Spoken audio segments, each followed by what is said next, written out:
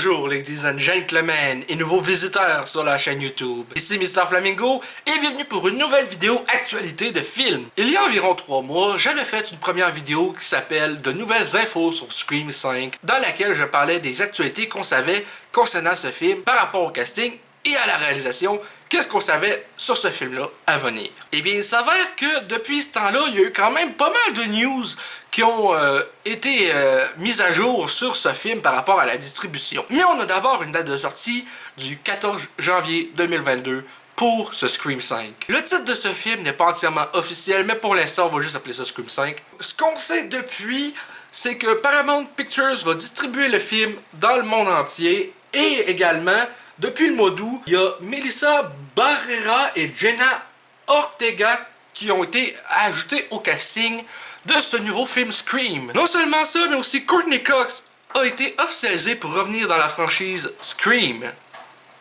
Et au moment où je filme, Neve Campbell vient d'être officialisée pour revenir dans le rôle de Sidney Prescott. Comme je disais précédemment, malheureusement, le film ne sortira pas plus tôt en octobre 2021 comme c'était envisagé, mais plutôt en janvier 2022. Bon, ben souvent les films d'horreur qui sortent en janvier, c'est rarement un bon signe. Mais considérant le fait que là, s'il y a une pandémie dans le monde, c'est pas forcément une mauvaise chose pour ce film-ci, c'est juste que ils préfèrent sortir ça en 2022 plutôt que de le sortir en 2021.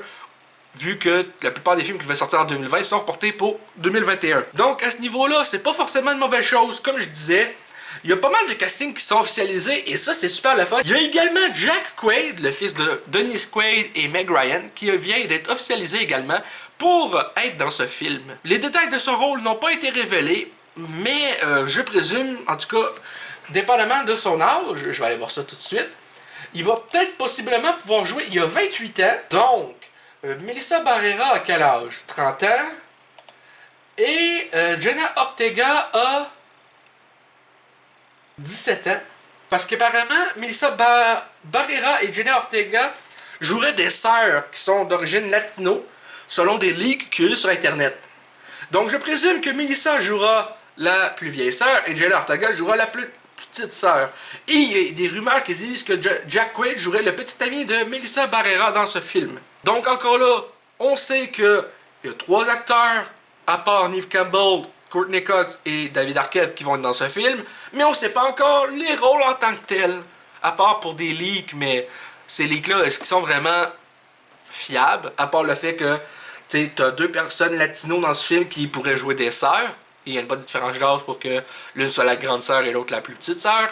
Donc, en fait, bref, tout ça reste à voir, et c'est bien connu qu'à Hollywood, si tu as 30 ans, tu peux jouer quelqu'un de 17 ans. Et si tu as 17 ans, tu peux jouer quelqu'un qui a 15 ans.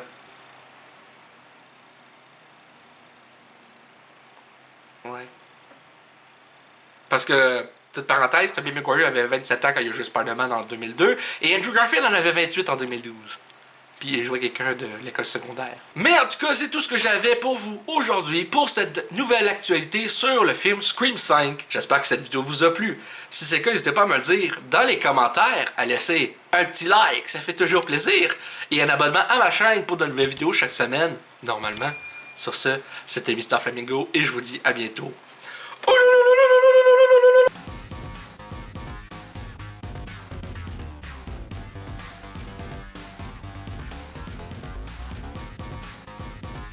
Hey le grand, c'est quoi que t'attends pour t'abonner, sacrament?